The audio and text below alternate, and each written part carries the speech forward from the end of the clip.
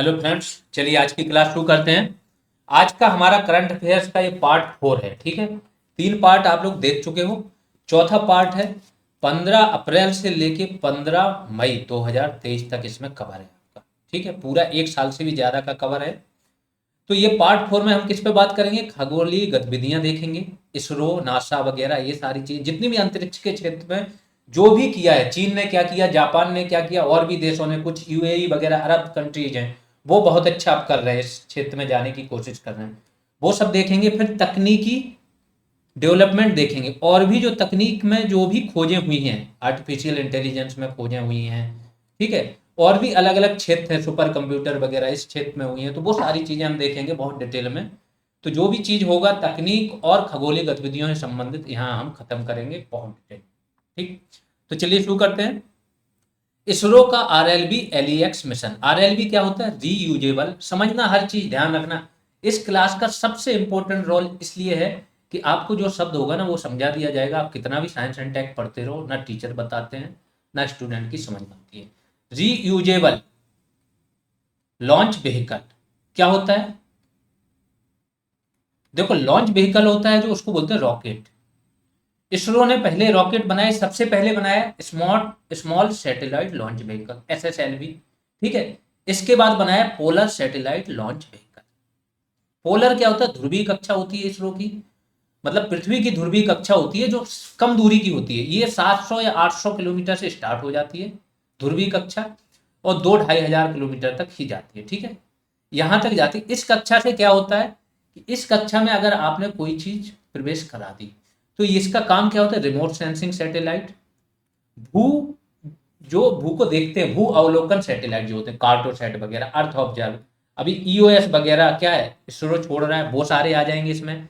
Remote sensing भी यही काम करते हैं, तापमान वगैरह का, वो सारी चीज। अभी चाइना का याद होगा आपको, चाइना ने क्या किया था? एक गुब्बारा छोड़ दिया था। बहुत ध्यान से समझना, ऐसा नॉलेज कहीं नहीं मिलेगा। ठीक है, चाइना ने एक गुब्बारा छोड़ा था, यूएसए के ऊपर थे वो गुब्बारे। वो क्या कर रहे थे? रिमोट सेंसिंग का ही काम कर रहे थे। चाइना के हिसाब से जासूसी कर रहे हो, बात अलग है। चाइना ने बोला ये तापमान, वर्षा, आर्द्रता, ग्लोबल वार्मिंग, इसका जायजा ले रहे हैं, डेटा इकट्ठा कर रहे हैं। ठीक है, तो रिमोट सेंसिंग यही होती है। अर्थ ऑब्जर्विंग में क्या करते हो आप? जो अर्थ पे संसाधन है वो वगैरह देखते हो। तो ये सारे सैटेलाइट आपकी पोलर ऑर्बिट में होते हैं। पोलर ऑर्बिट जो नॉर्थ से साउथ का जो पृथ्वी है, तो ये सैटेलाइट जो चक्कर लगाता है, ये वाला लगाता है। तो ये वाली कक्षा आपकी क्या है? पास में है। तो पीएसएलवी उसके लिए बनाया था, कम वजन लेके जाता था। और यहां तक पीएसएलवी के बाद इसरो आया जीएसएलवी पे, जियो सिंक्रोनस सैटेलाइट लॉन्च व्हीकल। इस पे आया जीएसएलवी की क्या हो गई? एक तो इसका वेट बढ़ गया कि जितना भी आपको ले जाना है, तो पहले इसमें 1000, 1500, 2000 kg तक का था। किसमें? इस वाले। जीएसएलवी हो गया 6000 kg तक ले जा सकते। अभी इसरो ने ये यूज नहीं किया है। इसरो 4000 kg से जो ऊपर के है, मार्क 3 है। जीएसएलवी में एक मार्क 3 है इसरो का सैटेलाइट, M3। ये सबसे भारी जो उपग्रह होते हैं उनको ले जाता है। एक उपग्रह ना होके बहुत सारे उपग्रह भी ले जा सकते हैं। याद हो, इसरो ने एक बार 104 उपग्रह छोड़े थे, है ना? तो इसको बोलते हैं पेलोड। जो उपग्रह होता है उसको बोलते हैं पेलोड। पेलोड ले जाता है इसरो को। जब अपने भारी, खासतौर से जो जी सेट होते हैं, वो उपग्रह जी सेट सीरीज के छोड़ने पड़ते हैं, तो इसरो किसकी हेल्प लेता है? फ्रेंच गुयाना में एक कोरू बेस है, फ्रांस का, जो फ्रांसीसी अंतरिक्ष एजेंसी, उसका कोरू में फ्रेंच गुयाना एक करके उसमें बेस है, वहां से छोड़ो अपने छुड़वाता है। बट अब इसके अगला वर्जन है जीएसएलवी का ही, आरएलवी। इसका यूज किस लिए होगा? जो अपन अभी भेज रहे हैं गगनयान। गगनयान में क्या होगा? 3 यात्री, अंतरिक्ष यात्री 7 दिनों तक अंतरिक्ष में रहेंगे। इसके लिए क्या चाहिए कि यान जाए भी, यात्रियों को वापस भी लाना है तो वापस भी आए।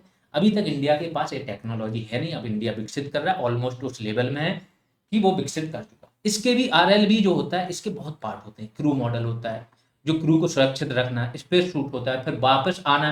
क्योंकि ग्रेविटी के विरुद्ध जब पृथ्वी पे अंदर आता है ना कोई, तो वो जलने का खतरा रहता है। वो चीज जल जाती है, जैसे देखते हो एस्टेरॉइड वगैरह आते हैं वायुमंडल में, जल जाते हैं। बहुत सारी चीजें यहाँ पे ध्यान देनी। तो क्या किया इन्होंने? अप्रैल 2023 में इसरो ने पुनः प्रयोग में लाए जा सकने वाले प्रक्षेपण यान का स्वतः लैंडिंग मिशन सफलतापूर्वक संचालित किया। कहां से किया? एरोनॉटिकल टेस्ट रेंज, एटीआर है, चित्रदुर्ग कर्नाटक में। इसरो की देखो, इसरो हो गया, डीआरडीओ हो गया, और जो भी आपकी जितनी भी टेस्ट होती है, मिसाइलों की टेस्ट होती है, इन सब की, तो इनकी टेस्ट जैसे CSIR हो गया, ये भी कई कई हेल्प करता है, ठीक।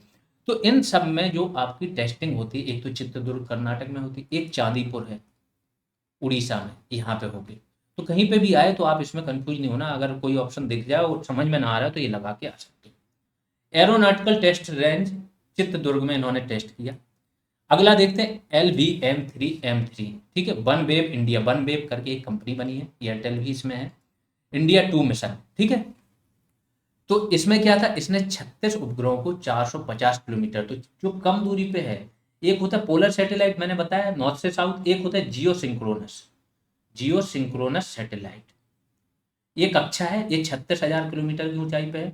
इसका जो कक्षा है, इसमें कोई यान अगर पहुंच जाए तो उसका जो होता है ना घूर्णनकार, पृथ्वी के बराबर हो जाता है, तो वो फिर फिक्स हो जाता है, एक ही तरफ देखता रहता है, जहाँ पे है ना वहीं पे देखा रहेगा, क्योंकि पृथ्वी हुई उतनी स्पीड से घूम रही, ये भी घूमता है।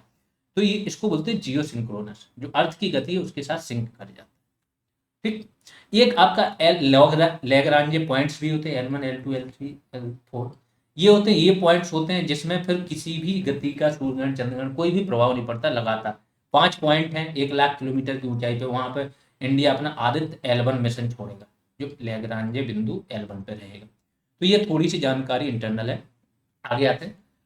विश्व का प्रथम 3D printed rocket Terran 1 USA ने लॉन्च किया। 3D प्रिंटिंग क्या होती है पहले वो समझ लो।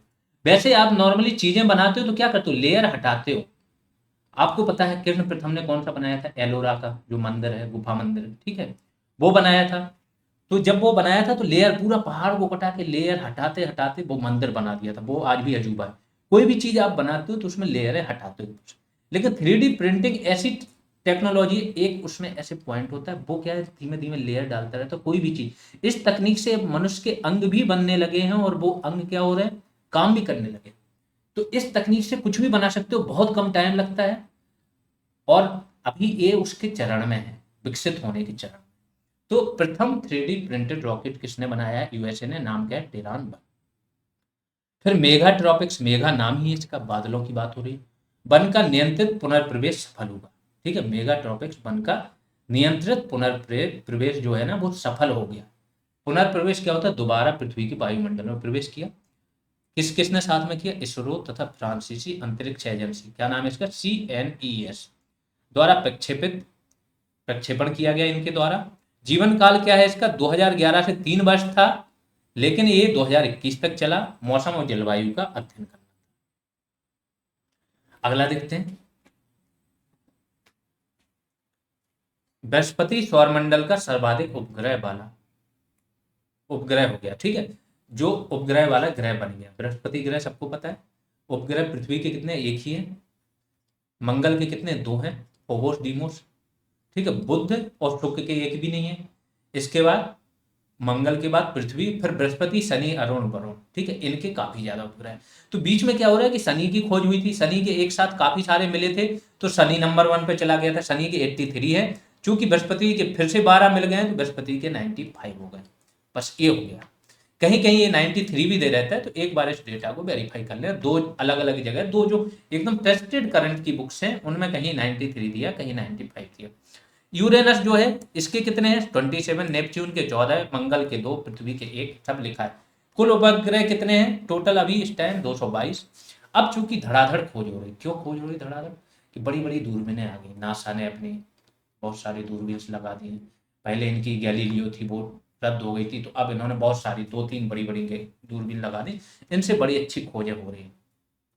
फिर बौने ग्रह प्लूटो के 5 उपग्रह है। बौना ग्रह क्यों है, 2006 में इंटरनेशनल एस्ट्रोनॉमिकल यूनिट IAU की बैठक हुई थी। उसमें क्या हुआ, इसका पाथ जो था ना दूसरे ग्रह के पाथ को काट कट कर रहा था, ठीक है। तो इसलिए फिर इसको जो ग्रह था उसकी परिभाषा से हटा दिया गया था। अब ये बौना ग्रह कहलाता है। अब आते हैं SSLV D2 EOS 07 mission. SSLV क्या है, small satellite launch vehicle. D2 इसका वो है मॉडल। EOS अर्थ ऑब्जर्विंग सैटेलाइट 07 मिशन है, पृथ्वी का अवलोकन करना है। इसका प्रक्षेपण कहाँ से हुआ, भू प्रेक्षण उपग्रह श्रीहरिकोटा, सबको नाम पता है, श्रीहरिकोटा सार भी बोलते हैं इसको। इसके साथ साथ और क्या हुआ, आज़ादी सेट नामक एक उपग्रह था, उसका भी प्रक्षेपण किया गया। बहुत कम वजन था, 8.8 kg था इसका। और किसने बनाया था, स्पेस किड्स इंडिया, बच्चों ने बनाया था। अगला देखते अमीरात चंद मिशन। अमीरात यूएई की बात हो रही है, यूएई ने भेजा है चंद्रमा पे मिशन, ठीक है। ये भेजा नहीं, भेजा जाएगा। रोवर का नाम क्या है, राशिद, को चंद्रमा की सतह पर उतारा जाएगा। चंद्रमा पे उतरना ना बहुत टफ चीज है। अभी जापान का था, वो नष्ट हो गया। इंडिया का भी चंद्रयान 2 था, उतर नहीं पाया था, ठीक है। जो एक होता है आपका क्या, एक होता है लैंडर, लैंड करता है, एक होता है रोवर, जो लैंड करा देगा। ये इसमें से रोवर निकलेगा, रोवर उस सतह पे घूमेगा, ठीक। तो चंद्रमा का क्या है, लैंडर गिर गया था, उसने सॉफ्ट लैंडिंग ना करके हार्ड लैंडिंग कर दी थी।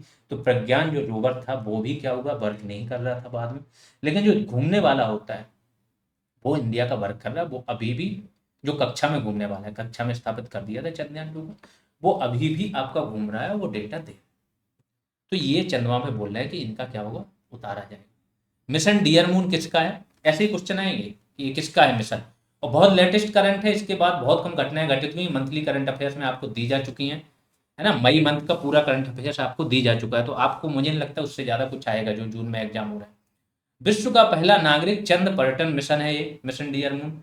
नागरिक जाएंगे इसमें चंद्रमा पे। स्पेस एक्स के स्टारशिप शिप द्वारा 10 लोगों को भेजा जाएगा, ठीक। एक उद्योगपति है, वो इसको स्पॉन्सर कर रहे हैं। अब इसमें क्या इंपॉर्टेंट क्या है कि इसमें से एक भारतीय व्यक्ति भी जाएंगे, देव डी जोशी, इनका नाम याद रख लें। पहली महिला अरब अंतरिक्ष यात्री कौन सी है, नोरा अल मतरूसी, अरब देश की है, पहली है। विक्रम 5 भारत का पहला निजी प्रक्षेपण यान है, विक्रम एस है भाई ने, विक्रम एस। ये क्या है, भारत का पहला निजी प्रक्षेपण यान है, निजी कंपनी ने बनाया, मतलब प्राइवेट कंपनी ने बनाया। प्रक्षेपण यान क्या है, रॉकेट है एक प्रकार का, ये जाके सैटेलाइट को छोड़ता है। रॉकेट दो कैसे वर्क करता है, रॉकेट यहाँ से गया, उड़ा, इसने सैटेलाइट को जाके कक्षा में स्थापित किया, फिर ये नष्ट हो जाता है, इसका काम खत्म। जो रीयूजेबल वाला होता है वो फिर वापस आता है पृथ्वी पे, और बाकी नहीं आते, ठीक। किसने बनाया है, messrs Skyroot aerospace private limited. कोई भी काम हो रहा है ना निजी क्षेत्र में, बहुत बड़े पैमाने पर काम हो रहा है, ध्यान रखना। इंडिया इसीलिए तो अब ग्लोबल लीडर बनने वाला है। अभी हाल ही में आई थी कि 3.73 billion trillion dollar Indian economy हो चुकी है, ठीक है। लोग सोच रहे थे कि 3 ट्रिलियन डॉलर, नहीं, 3.73, 4 पे हम जल्द पहुंचने वाले हैं, ठीक। तो एक मेसर्स स्काई रूट है, एक और आएगा इसमें अभी आगे चल के नाम, इन दो को याद कर लेना। अंतरिक्ष क्षेत्र में जितने भी काम हो रहे हैं ये दोनों ही कर रहे हैं, ठीक। इन स्पेस द्वारा प्राधिकार था, इन स्पेस करके मोदी जी ने एक बॉडी बनाई थी। एक तो एंट्रिक्स करके पहले से थी, लेकिन ये एक प्रकार का आयोग होगा जिसमें प्राइवेट कंपनियां भी, सरकारी भी लोग भी, सब चीज मिलके, और फिर इसका प्राइवेटाइजेशन का काम कर रहे हैं कि कैसे प्राइवेट कंपनीज को इसमें शामिल किया जाए, जिससे बहुत बड़े पैमाने पे वाणिज्यीकरण हो सके, ठीक। इसमें कुल 3 पेलोड लेके गया था ये, जो आपका विक्रम एस था। अगला देख लेते हैं। भारत का प्रथम अंतरिक्ष विषयक वर्चुअल संग्रहालय लॉन्च किया गया, क्या नाम दिया गया इसको, स्पार्क। बहुत इंपॉर्टेंट है, ध्यान रखना। वर्चुअल संग्रहालय है, अंतरिक्ष के विषय पे होगा, नाम है स्पार्क, नाम याद रखना। GSAT-24 का सफल प्रक्षेपण, जो मैंने बोला GSAT सीरीज के जो भी उपग्रह होते हैं, कम्युनिकेशन उपग्रह होते हैं, जियो सिंक्रोनस कक्षा में लाए जाते हैं। वजन इनका बहुत ज्यादा होता है, 4, 4.5, 5,000 kg, इसलिए इंडिया अपने से नहीं भेजता है। इनको कहाँ से भेजता है, एरियन स्पेस फ्रेंच गुयाना, ठीक है, वहां पर कोरू बेस है इनका। फ्रेंच गुआना है, एक फ्रेंच गुयाना है। दक्षिण अमेरिकी देश है, फ्रांस की कॉलोनी रही हो, फ्रांस का अभी भी इस पर कब्जा है एक प्रकार से, और वहां फ्रांस ने अपना जो CNES है, फ्रांस की जो अंतरिक्ष एजेंसी, इसने अपना बेस बना रखा है, ठीक है। वजन कितना है इसका, 4,181 kg। जीवन काल कितना है, 15 वर्ष। अब जो अगली क्लास है जाएंगे, अभी थोड़ा सा मैं बिजी हूँ, ठीक है। वीडियो का जो एग्जाम हो रहा है ना, उसमें बिजी हूँ, हिंदी भी चल रही है, सोचो GS भी चल रही है, रीजनिंग पे भी ध्यान देना, इसलिए थोड़ा दिमाग बहुत जगह बिजी हूँ। थोड़ा सा फ्री होता हूँ फिर बताता हूँ। करंट ऐसे पढ़ाया जाएगा आपको कि करंट से ही आपके 60% कॉन्सेप्ट जो है ना वो क्लियर हो जाएगा, सिर्फ करंट से। ऐसे पढ़ाऊंगा जिस भी सब्जेक्ट का पढ़ाऊंगा। SSLV की प्रथम उड़ान, यही है स्मॉल सैटेलाइट लॉन्च व्हीकल, इसकी प्रथम उड़ान हुई। प्रथम विकासात्मक उड़ान थी, मतलब इसका पहले हो चुकी है, इसरो ने पहले यही बनाया। इसरो ने एक बार ताड़ के पेड़ से जब शुरुआत की थी, वहां से सैटेलाइट लॉन्च किया, ठीक। इसके बाद धीमे धीमे इन्होंने ऑगमेंटेड सैटेलाइट लॉन्च व्हीकल बनाया पहले, ASLV। फिर SSLV बनाया, तो ऐसे करके ये बनाते जा रहे हैं, फिर PSLV, फिर GSLV, फिर GSLV Mark 3। ये पूरी क्रोनोलॉजी बता रहे हैं, है ना। और जब इसरो पढ़ाएंगे तो पूरा बताएंगे कि सबसे पहले आपका 1962 में कुछ काम हुआ, फिर 1969 में आपका वो अंतरिक्ष जो विभाग है वो बाद में बना, है ना। वो सारी चीज़ें बताएंगे बहुत डिटेल। तो प्रथम विकासात्मक उड़ान थी, सार श्री हरिकोटा से प्रक्षेपित किया गया, 2 उपग्रह लेके गया। हाँ, स्काई रूट ने क्रायोजेनिक इंजन धवन 2, तो स्काई रूट मैंने बोला, स्काई रूट जो है बहुत काम कर रही है निजी क्षेत्र में। देखो इसने क्या, क्रायोजेनिक ईंधन होता है, एक होता है सॉलिड ईंधन, एक होता है लिक्विड ईंधन। सबसे पहले जो चलते थे लिक्विड ईंधन पे चलते थे, फिर सॉलिड पे आए, और अब आ गए क्रायोजेनिक। तो 3 चरण होते हैं। जो GSLV Mark 3 होता है अपना रॉकेट, वो पहला चरण होता है इसका क्या, लिक्विड, फिर सॉलिड, और फिर होता है आपका आखिरी क्रायोजेनिक। क्रायोजेनिक में क्या होता है कि हवा जो होती है ना, एक तो हाइड्रोजन ईंधन यूज होता है, दूसरी चीज हाइड्रोजन ईंधन के लिए O2 की आवश्यकता होती है, तो O2 ये खुद ही वायुमंडल से ले लेता है। तो इंडिया ने तकनीक विकसित कर ली, बहुत टाइम बाद की। रशिया ने थोड़ा बीच में धोखा दिया था, बट अब कर ली इंडिया ने।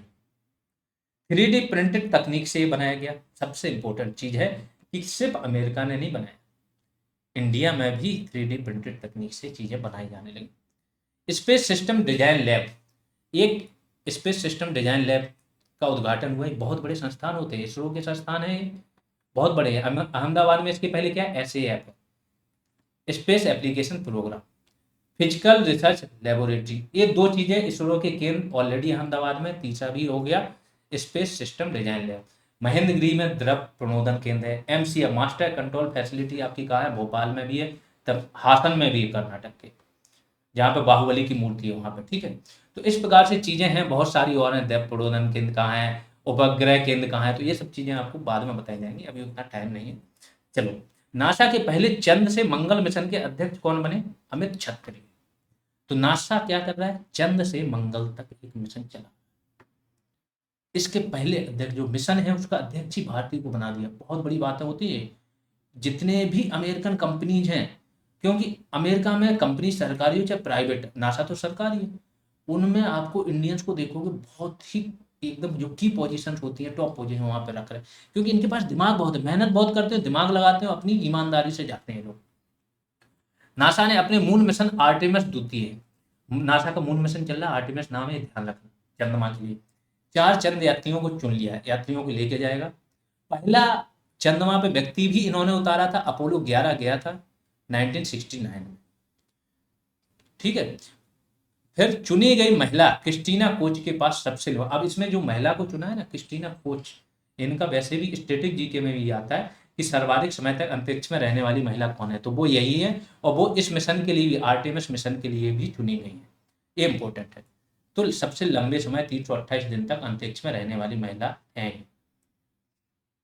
पूर्व PM अटल बिहारी के नाम पे एक तारे का नाम रखा गया, इंपॉर्टेंट हो सकता है।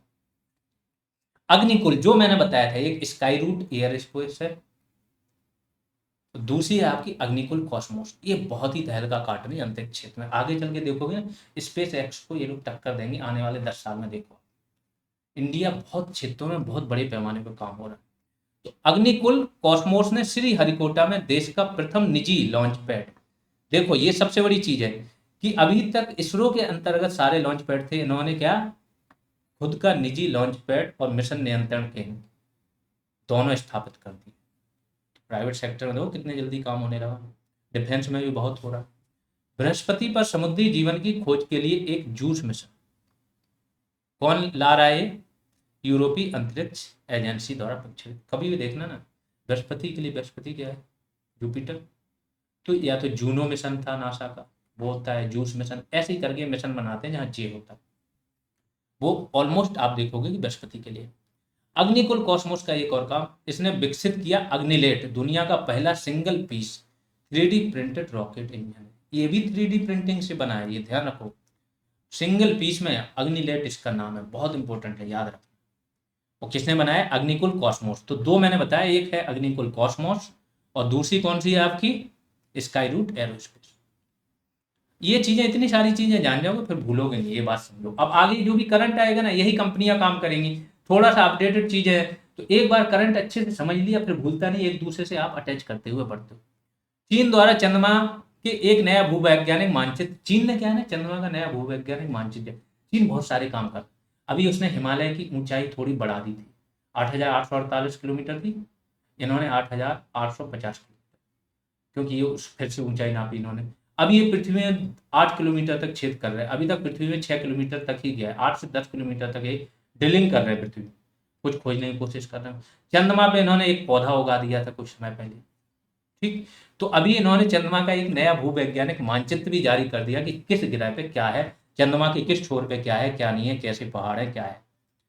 तो ये लोग काम कर रहे हैं, चाइना के पास टेक्नोलॉजी है। अब अंतरिक्ष वाली चीजें खत्म हो गई, अब नई तकनीक एवं प्रौद्योगिकी पर बात करेंगे। एशिया का सबसे बड़ा 4 metre international liquid mirror telescope कहाँ इंडिया में लगा है। पहले चाइना का था, तिब्बत में लगाया था एक, ये एशिया का सबसे बड़ा है, दैट मीन्स चाइना पीछे हो गया। यह उत्तराखंड में देवस्थल वेधशाला है, इसका आर्यभट्ट संस्थान है, इसमें स्थापित किया गया। देवस्थल वेधशाला के अंदर ही एक आर्यभट्ट संस्थान है, वहां स्थापित किया गया Uttarakhand. World air quality report आई है, इसमें सर्वाधिक प्रदूषित शहर कौन है, चार की राजधानी अल जामेना, बहुत इंपॉर्टेंट है, वैसे दिल्ली रहती थी अभी आ गई, दिल्ली दूसरी सर्वाधिक प्रदूषित राजधानी है।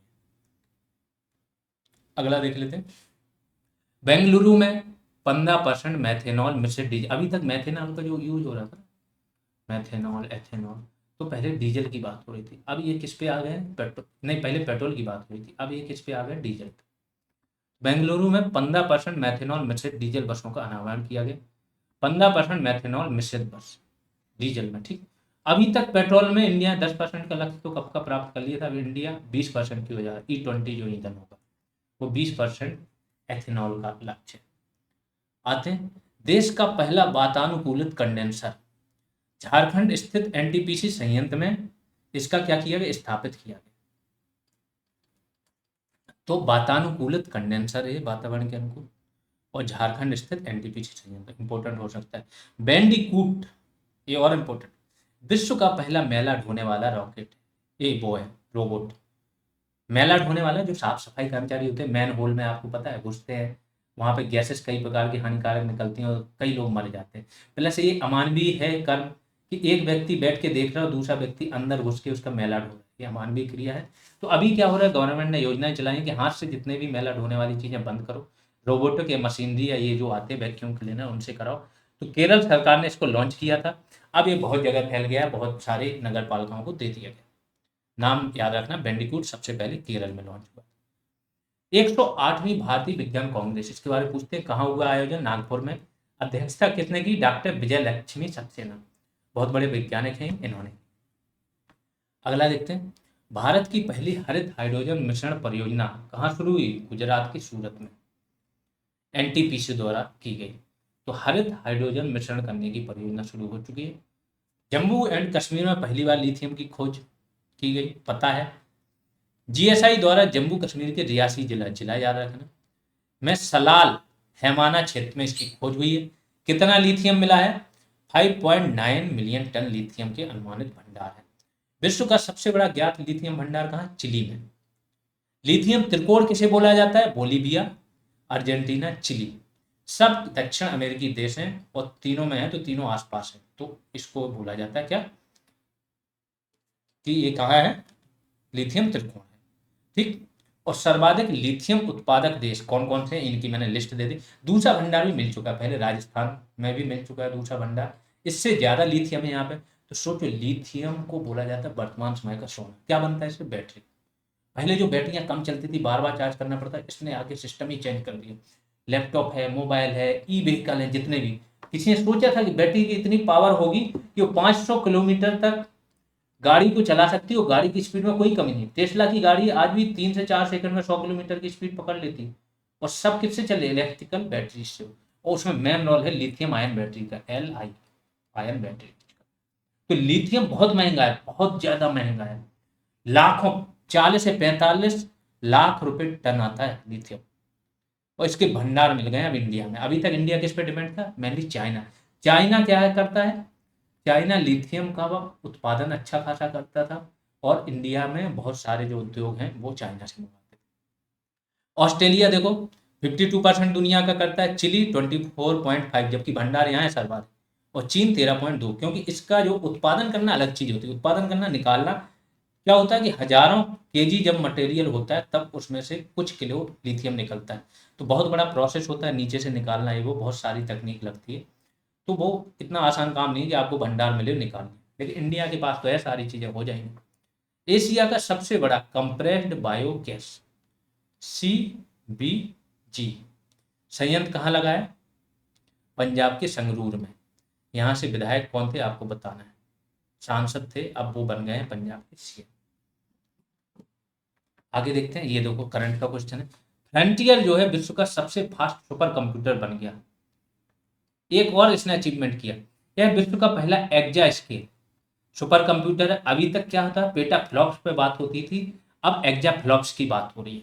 इसका स्कोर क्या है? 1.102 एक्जा फ्लॉप्स। अमेरिका में स्थित है। टॉप 500 में चीन के सर्वाधिक 162 कंप्यूटर हैं, जिसमें सेकंड नंबर पे जापान का, इसके पहले फुगाकू ही था, ठीक है, और थर्ड पे है लूमी फिनलैंड का। भारत के कौन कौन से हैं? परम सिद्धि कंप्यूटर भारत का है, जो सीडेक में ही लगा है, centre for development of advance computers, इसी के ऑफिस में लगा हुआ है। इसके बाद दूसरा भारत का कौन सा है, आप लोग को बताना है कमेंट से, ठीक है। अगला देख लेते हैं। भारत में 5G सेवाओं की शुरुआत, व्यवसायिक तौर पर लॉन्च करने वाली प्रथम कंपनी कौन सी बनी है? वैसे 5G टेस्टिंग होती है, शुरुआत भी हो चुकी होती है, लेकिन वो फ्री होती है। अब व्यवसायिक तौर पर लॉन्च किसने कर दी? भारतीय एयरटेल। पहली स्वदेशी हाइड्रोजन फ्यूल सेल बस कौन सी? CSIR पुणे द्वारा निर्मित। बहुत इंपॉर्टेंट है, स्वदेशी हाइड्रोजन फ्यूल सेल बस, तो ये तो पुणे में चली है, और किसने निर्मित की? CSIR पुणे। इसमें मुझे लगता है वो भी गए थे, गडकरी भी थे उस टाइम पे जब ये हुआ। अनाज आधारित देश का पहला एथेनॉल संयंत्र कहाँ लगा? बिहार की पूर्णिया में। पुराना करंट है बट इम्पोर्टेंट है। कि अनाज से बनेगा एथेनॉल, बहुत सारी चीज़ों से बनता है। प्रथम पीढ़ी के होते हैं जेट्रोपा वगैरह, ठीक है, द्वितीय पीढ़ी के, तृतीय पीढ़ी के, चतुर्थ पीढ़ी के होते हैं शैवाल वगैरह से बनता है, ठीक है, एथेनॉल। तो जब इस तरीके से एथेनॉल बनता है, तो एथेनॉल संयंत्र अनाज वाला प्रथम पीढ़ी का है, ठीक है। ये कहाँ लगा है? बिहार के पूर्णिया में, क्योंकि सर्वाधिक खेती आधारित राज्य है ये। नैनो यूरिया तरल संयंत्र का उद्घाटन कहाँ हुआ? गुजरात के कलोल में। यूरिया जो है ना, अब नैनो फॉर्म में आएगी और तरल रूप में आएगी। किसने बनाई? इफ्को द्वारा। ये दुनिया के लिए, ये भी जैसे UPI एक इनोवेशन है, ये भी नैनो यूरिया। ये श्रीलंका ने इंडिया से मंगाया था, जब श्रीलंका पूरा जैविक होने वाला था। श्रीलंका इसलिए बर्बाद हुआ, एकदम से इन्होंने सारी चीज़ें जैविक करने लगे थे। बड़े पैमाने पर एकदम से चेंज नहीं कर सकते हो। उत्तर भारत का पहला औद्योगिक जैव प्रौद्योगिकी पार्क का उद्घाटन कहाँ हुआ है? कठुआ जिले के घट्टी में स्थित है। उत्तर भारत का ये पहला है। राष्ट्रीय जैव प्रौद्योगिकी पार्क योजना, अब तक देश में कुल कितने? 9 जैव प्रौद्योगिकी पार्क की स्थापना की जा चुकी है, जिनमें से एक आपका लखनऊ में भी है। टोटल 9 देश में है, एक लखनऊ में। यूपी के एग्जाम्स आप दे रहे हो तो ये इंपॉर्टेंट हो सकता है। भारत की पहली हाइड्रोजन ट्रेन, एक घोषणा हो चुकी है, 2023 के अंत तक चलेगी। हाइड्रोजन जो होता है ना, H2 से चलती है, O से रिएक्शन करती है, H2O बनाती है, जल वाष्प फेंकती है, कोई पॉल्यूशन नहीं होता। इस जो ईंधन है, इसका ऑक्टेन नंबर बहुत ज़्यादा होता है, 160 के आसपास, और पेट्रोल वगैरह इससे आधे से भी कम ऊर्जा देते हैं। सोचो, रॉकेट रॉकेट भी इस चलाने के लिए ना, इससे छोटे लेवल का ईंधन यूज होता है। तो हाइड्रोजन बहुत जबरदस्त ईंधन है, भविष्य का ईंधन इसे ही बोला जा रहा है। वंदे मेट्रो के नाम से जाना जाएगा इसको, जो हाइड्रोजन से चलेगी। और कहाँ चलेगी? कालका शिमला हेरिटेज सर्किट पे चलेगी। कालका शिमला रूट है, बहुत पहाड़ी से एकदम हेरिटेज सर्किट है। इसको शायद विश्व विरासत स्थल में भी शामिल किया गया। स्काई UTM, भारत का पहला drone air traffic management system हुआ लॉन्च। क्या नाम है इसका? Sky UTM। स्काई एयर द्वारा इसका निर्माण किया। तो एयर ट्रैफिक ड्रोन आधारित मैनेजमेंट सिस्टम है। तो ड्रोन से आप क्या है? एयर ट्रैफिक मैनेजमेंट कर। अगला देखते हैं, भारत की पहली सौर कार, इसका नाम क्या? ईबा। स्टार्टअप कंपनी वेब मोबिलिटी द्वारा प्रदर्शित की गई। सोलर ऊर्जा से चलेगी। सोचो, लोग इलेक्ट्रिकल व्हीकल पर टिके, इन्होंने सौर कार, सोलर कार बना दी। इसलिए प्राइवेट सेक्टर में इंडिया में बहुत काम हो रहा है। एक बार चार्ज होने पर कितना? 210 से 250 किलोमीटर चलेगी। देश की पहली इलेक्ट्रिक फॉर्मूला रेसिंग कार कौन सी? RF-23। तो इलेक्ट्रिक कार भी बना दी फॉर्मूला रेसिंग कार। इसको नाम किसने दिया है? IIT मद्रास के छात्रों ने बनाया। इसका नाम क्या है? RF-23। आईआईटी जोधपुर ने शुद्ध हाइड्रोजन बनाने की तकनीक खोज ली है। किस प्रक्रिया द्वारा बनाएंगे? कृत्रिम प्रकाश संश्लेषण प्रक्रिया। इंपॉर्टेंट। आखिरी कुछ करंट है। भारत का प्रथम 3D प्रिंटेड कॉर्निया कहाँ? हैदराबाद स्थित एलयू प्रसाद आई इंस्टीट्यूट के वैज्ञानिकों द्वारा। कॉर्निया जानते हो, आँख की कॉर्निया होती है, इसी पे ही आपका क्या बनता है? किसी चीज का प्रतिबिंब बनता है। तो 3D प्रिंटिंग जो मैंने बताया, 3D प्रिंटिंग से तकनीक से मनुष्य के अंग भी बनाए जा रहे हैं, वो वर्क भी कर रहे हैं, है ना। अभी एक हार्ट लगाया गया था, 3D प्रिंटेड हार्ट। इस प्रकार से चीजें हो रही। खारे पानी से जलने वाली लालटेन, इसका नाम दिया गया रोशनी। कहाँ बनी है? चेन्नई में। खारे पानी से जलती है। दुनिया की पहली उड़ने वाली बाइक किसने बनाई है? जापान निर्मित की। इसका नाम क्या है? Turismo hover bike. Turismo hover bike. यहाँ पे हाँ, आपके करंट खत्म हो गए। अब थोड़ा सा आपको नई जानकारी देनी है। 3 सेपरेट बैच स्टार्ट हुए हैं, 14 जून 2023 से स्टार्ट हो जाएंगे। यहाँ से मॉडर्न हिस्ट्री से आपकी क्लास शुरू हो जाएगी। पहला वीडियो आपका यूट्यूब पे भी कल मिल जाएगा, दैट मीन्स 14 तारीख को। वहाँ से आपको समझ में आ जाएगा कि मॉडर्न हिस्ट्री किस लेवल की होने वाली है। इन बैचेज में अब हमारे पास बहुत टाइम रहेगा, हम उस लेवल से आपकी तैयारी करा देंगे कि आपको पीसीएस के लिए भी किसी कोचिंग की जरूरत नहीं पड़ेगी। कोई पीसीएस वाला क्या एक सब्जेक्ट पढ़ा देगा, एक सब्जेक्ट का नॉलेज होगा, चीज़ें ऐसे नहीं एक्सप्लेन करेंगे। इसी वीडियो से समझ में आ गया होगा क्या है, ठीक है। वो थोड़ा टाइम मिलने दो, अभी तो बिजी हूँ। फिर स्टैंडर्ड, बस मेहनत करने को रेडी रहो। सुनने में अच्छा लग रहा है, सुन लिए भूल गए, उससे काम नहीं चलेगा। Be ready for hard work, त्याग के लिए रेडी रहो, काम हो जाएगा। तो किस किस का batch? BPO new vacancy 2023, RO 2023, UP triple S junior assistant, इन 3 का अलग अलग सेपरेट बैचेज स्टार्ट हुए। बहुत तरीके से कराएंगे। जब भी आपका एग्जाम होगा उसके पहले तक बहुत कुछ हो जाएगा। टेस्ट भी चलेंगे, आगे देखते क्या है इसमें। इसके साथ साथ इनकी तो पीडीएफ भी मिलेंगी, वीडियो क्लासेज भी मिलेंगे, साथ में करंट अफेयर्स पीडीएफ मिलेगी, टेस्ट सीरीज अलग से प्रोवाइड कराई जाएगी। टू ज्वाइन बैच, अगर बैच ज्वाइन करने के लिए आप क्या करो, जीएस रेवोल्यूशन ऐप डाउनलोड कर सकते हो। ऐप कहाँ मिलेगा? प्ले स्टोर पे आप जीएस रेवोल्यूशन सर्च करो, वहाँ पे लोगो जरूर देख लें, वैसे एक ही है, सेम यही आ जाएगा। और अगर जानकारी चाहिए तो टेलीग्राम पे जीएस रेवोल्यूशन सर्च करोगे तो चैनल हमारा आ जाएगा, वहाँ पे सारी जानकारी मिल जाएगी आपको। वहाँ पे एडमिन को आप मैसेज करके भी पता कर सकते हो चीज़ें। यूट्यूब पे जीएस रेवोल्यूशन पे हो ही आप, तो इसको क्या करो, सब्सक्राइब कर लो, शेयर भी करते रहो जो भी दोस्त हैं। अच्छी चीज़ों को इतना शेयर कर दो कि पहुँच जाए। जितने भी ये फालतू लोग सिर्फ गुमराह कर रहे हैं ना स्टूडेंटों को, नॉलेज है नहीं, पीडीएफ खोली और वही उतना ही बोल दिए, 4 ऑप्शन दे दिए। थोड़ा इन लोगों की दुकानें भी तो बंद होनी चाहिए यार, है ना। स्टूडेंटों का भला होना चाहिए, लेवल हो तो अच्छा हो सबका, ठीक। अब you can join from app dashboard, app के डैशबोर्ड से आप बैच ज्वाइन कर सकते हो। यानी कोई क्वेरी है तो इस नंबर पे आप कॉल कर सकते हो, ठीक है। ये तो सारी बातें हो गई। पढ़िए, मेहनत कीजिए, नोट्स बनाइए, सेल्फ मेड नोट्स। अगर आपका एग्जाम पास में नहीं है, सेल्फ मेड नोट्स बनाइए, बार बार रिवाइज। सुबह का मॉर्निंग का 2 घंटे लाइफ टाइम के लिए, जब तक आप स्ट्रगल टाइम में फिक्स कर दो कि सुबह के मॉर्निंग के 2 आवर्स फ्रेश होने के बाद किसी को नहीं देने, ये तो आपको रिवीजन को देने। और फिर दिन में आप पढ़ लो जो भी पढ़ना है नया। ऐसा करते जाओ, 2 से 3 महीने लगेंगे और आप देखोगे आपकी टॉप क्लास तैयारी होगी। अभी के लिए इतना ही। हाँ, कल का और बता रहे कि और क्या चीज़ है। नेक्स्ट 1 से 2 दिन में जो भी बंद दरोगा वाले हैं कैंडिडेट, क्योंकि इनकी डिमांडें थोड़ा फिजिकल की इनको टेंशन हो रही है, मेडिकल की हो रही है, इस पर एक डिटेल्ड वीडियो आएगा पूरा एक्सपर्ट लोगों से बात करके। इसमें क्या होगा, हम आपको बताएंगे कि फिजिकल में क्या क्या होता है, कैसे चेक करते हैं, कब कौन से प्रोसेस किस स्टेज पर होता है, मेडिकल में क्या होता है, कौन सी चीज़ कितनी गहराई से चेक होती है, कहाँ छूट मिल सकती है कहाँ नहीं, वो चीज़। इसके फिजिकल की तैयारी करनी है तो कितने दिन से शुरू कर दो, पर डे क्या करो, क्या डाइट होनी चाहिए आपकी, और कोई प्रॉब्लम आए तो उसके भी समाधान। ये सारी चीज़ें आपको नेक्स्ट 1 से 2 डेज में मिल जाएंगी। थोड़ा सा फ्री होने दीजिए। अभी के लिए इतना ही, धन्यवाद।